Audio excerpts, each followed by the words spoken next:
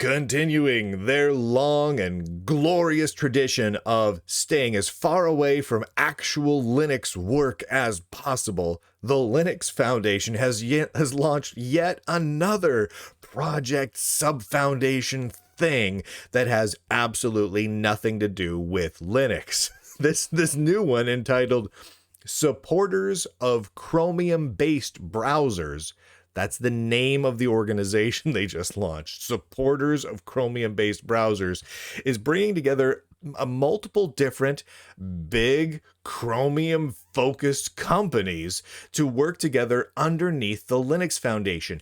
And I'm going to be very frank with you, it smells funky as all get out.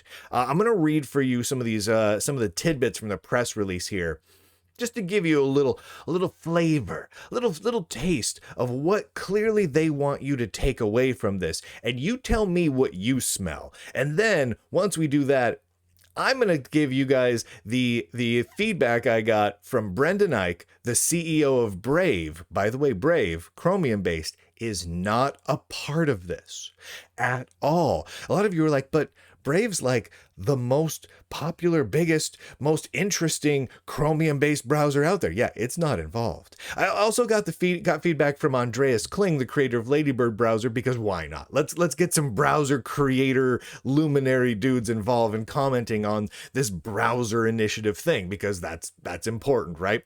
All right, but let's read some of this press release real quick. Quote, San Francisco, January 9th, 2025. The Linux Foundation, the nonprofit organization enabling mass innovation through open source, today announced the launch of Supporters of Chromium-Based Browsers. This initiative aims to fund development and enhance projects within the Chromium ecosystem, ensuring broad support and sustainability for open source contributions that will drive technological advancement, end quote.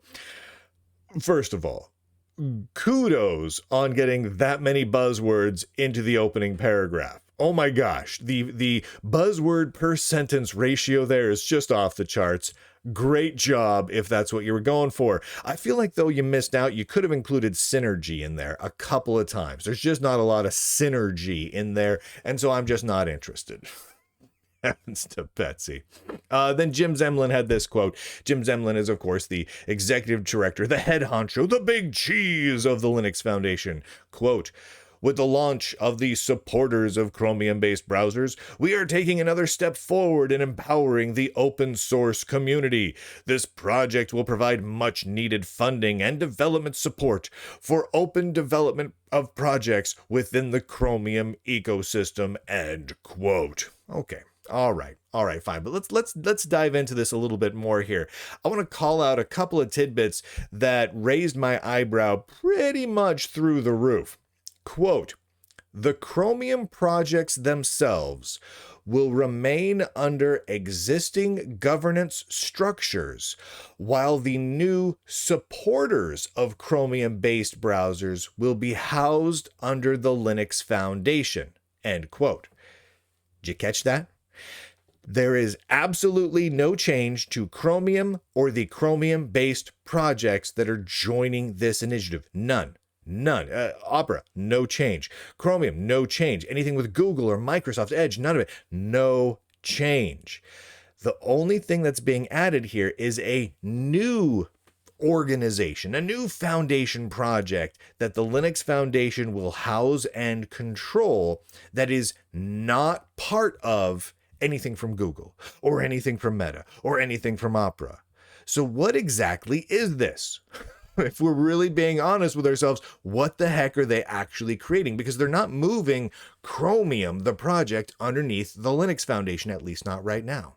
So put that in the back of your head. Think about that for a minute. Another part that we need to focus on here. Several leading organizations, this is the quote here, have already pledged their support for the initiative. Okay. Including Google. Okay. Meta. Microsoft. And Opera. These organizations are committed to driving innovations in the Chromium ecosystem through their involvement with this initiative. And then they have a bunch of quotes from each of them about how just the bee's knees all of this is. That made my brain hurt a little bit. one final quote here from the press release because it needs to be pointed out because it is hilarious. Quote, the supporters of Chromium-based browsers, prioritizes transparency, inclusivity, and community-driven development. So they're prioritizing inclusivity.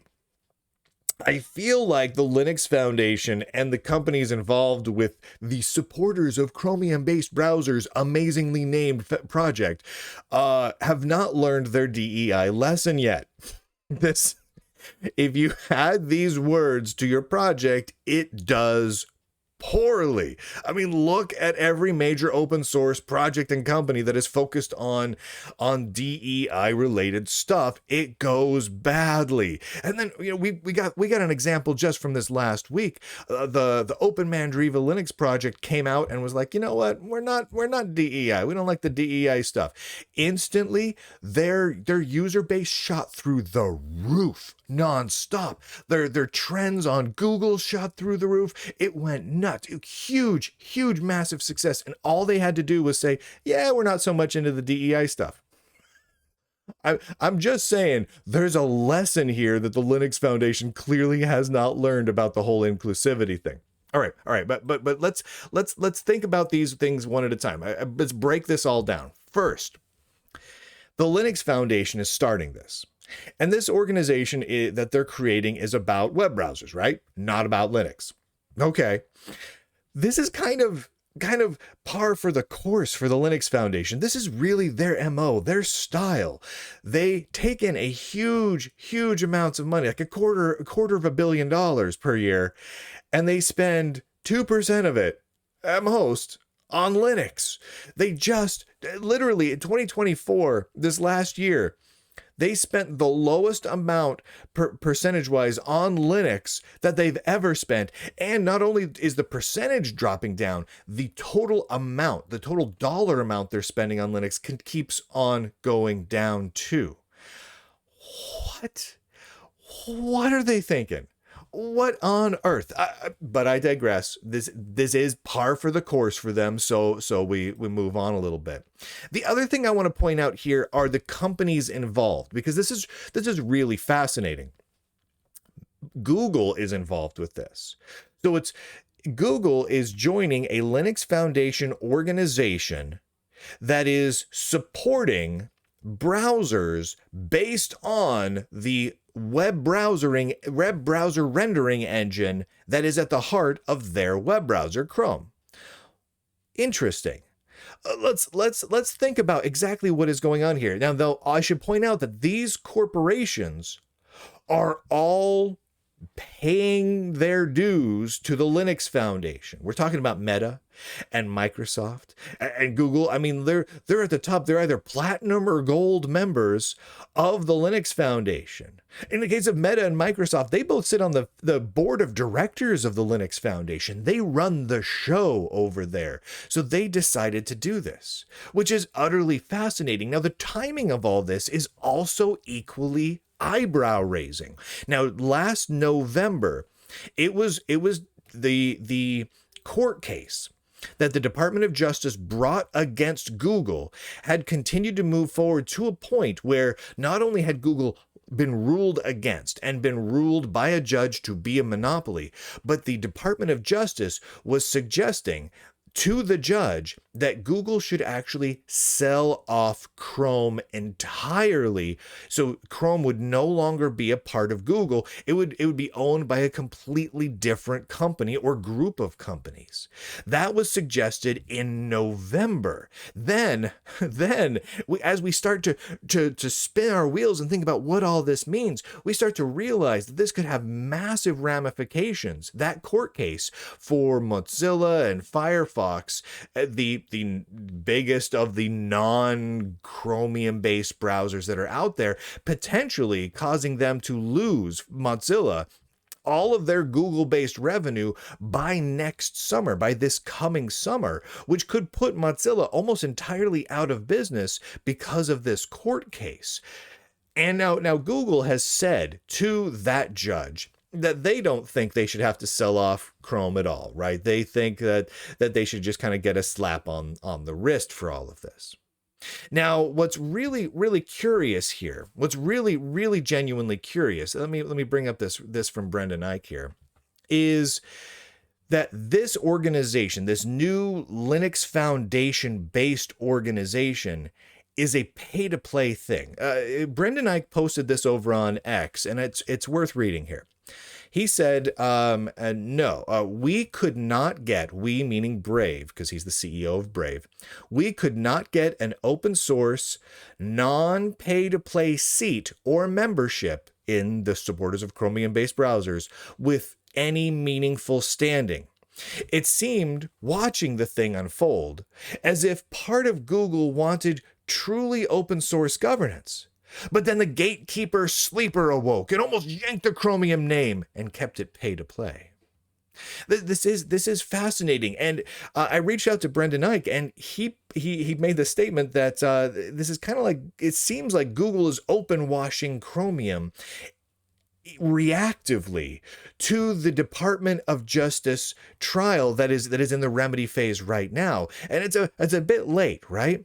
And open washing is kind of, the idea behind open washing is taking a project, using open source as sort of a cover, saying, oh, we love open source and open community, and let's rebrand everything as being super duper open and have an open community, and putting it out there without really being open source, right? Like, while still keeping control internal, while still keeping things a bit more closed. And a lot of corporations have been doing the open washing thing a fair bit. And so I think Brendan Eich's analysis of that is not terribly far off. But he also pointed out, and I thought this was interesting, that Igalia has not joined the supporters of Chromium-based browsers either. Now, a lot of you are going, what the fart is an Igalia, Lunduke?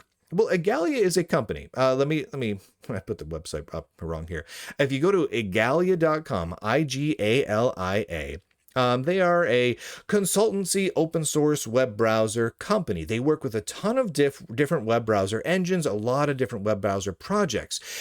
And one of their big ones that many of you may know and use is the Epiphany web browser, also known as GNOME Web. They do work with Mozilla and Firefox, with some of the Firefox VR stuff that Mozilla stopped supporting, a lot of WebKit stuff, and a lot of Chromium work.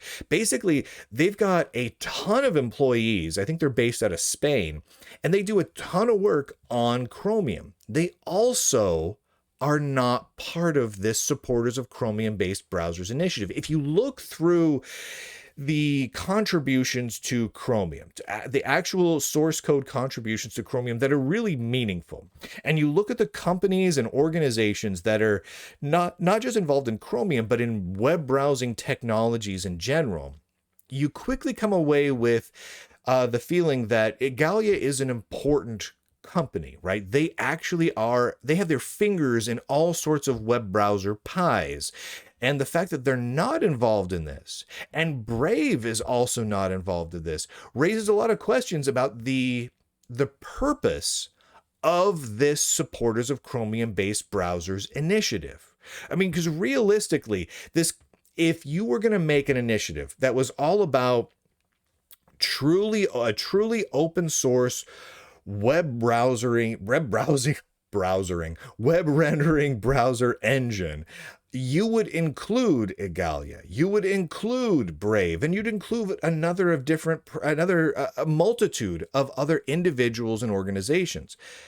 But this doesn't include them. It focuses heavily on Meta, Google, and Microsoft. Now do I have this here? Do I have the thing here where I have, I don't have it listed up here. Well, there was back in the day, Microsoft was actually, this was just this last year, Google was attacking Microsoft for how they were building and distributing the Edge browser. right? So Google was accusing Microsoft of using, quote, dark patterns in their Microsoft Edge web browser. Now, Edge is based on Chromium, and Microsoft and Google are now working together on this little project with Meta and Opera. So it doesn't exactly seem like Google is really genuinely all that concerned about Microsoft's dark patterns or Microsoft being evil with their browser here. They're working together on it. But why?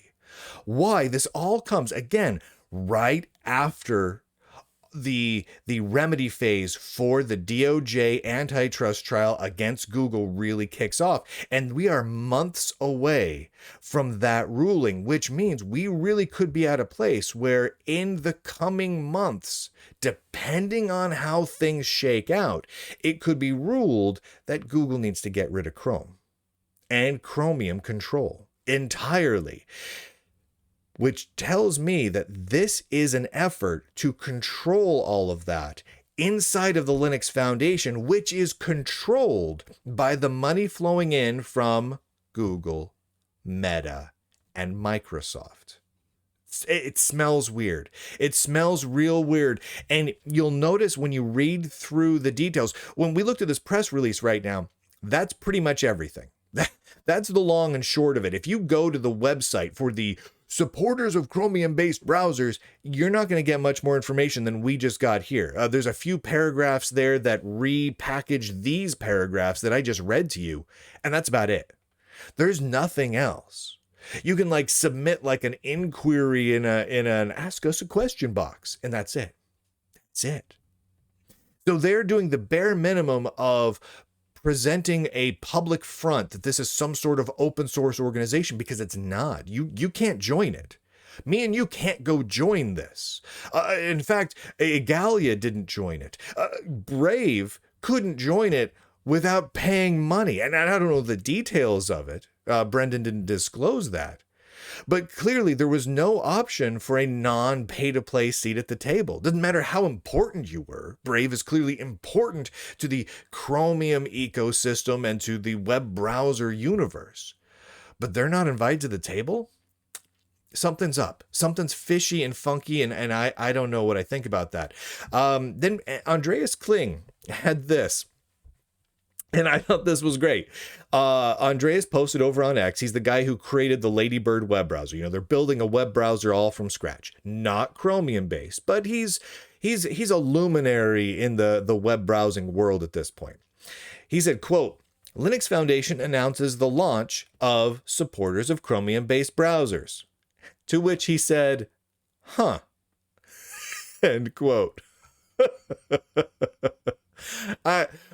So I reached out to Andreas. I'm like, do you want to go on the record of anything? And he literally said, quote, my gut reaction is, huh? End quote. And I think that's about right. This raises a lot of eyebrows. I think the general perception that this is a bit of open washing, I think that's probably pretty spot on.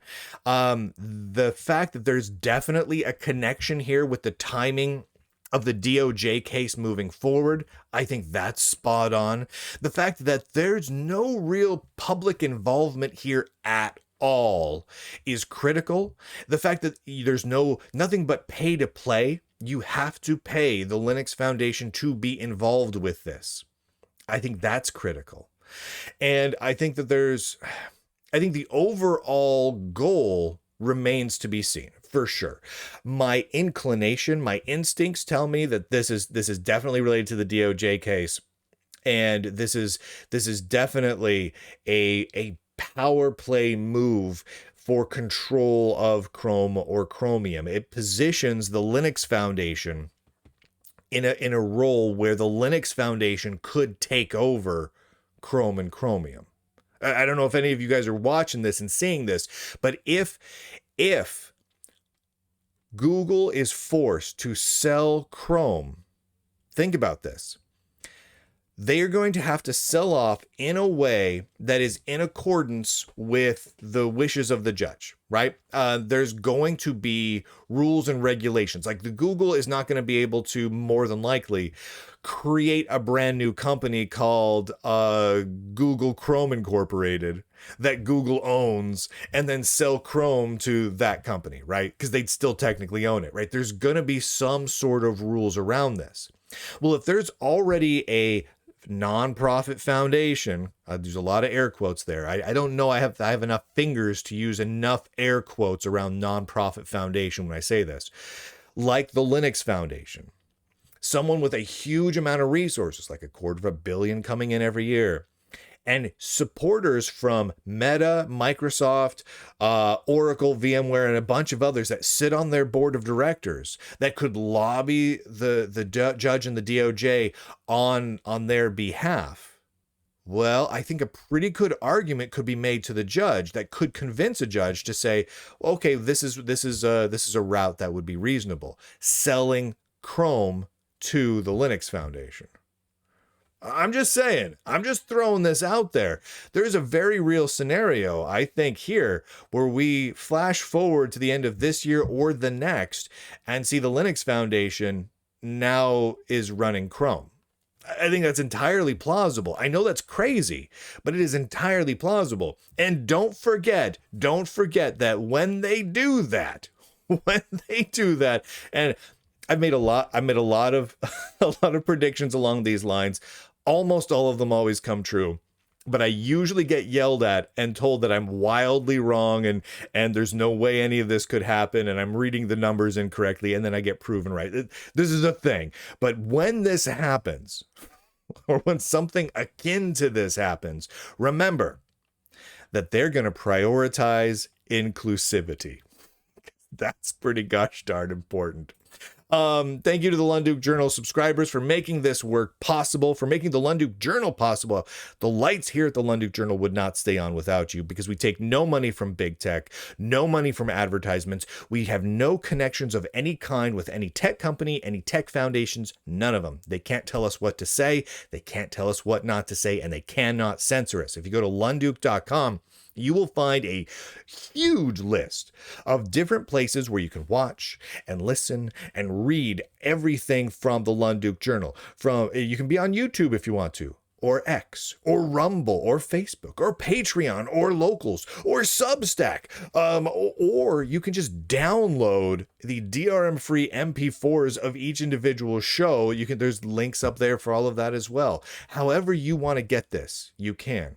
And no one platform can censor us. So thank you to the Lunduke Journal subscribers for making it possible. Again, that's all up at lunduke.com. And with that, ladies and gentlemen, boys and girls, nerds and nerdettes across the inner tubes, I do declare, end broadcast.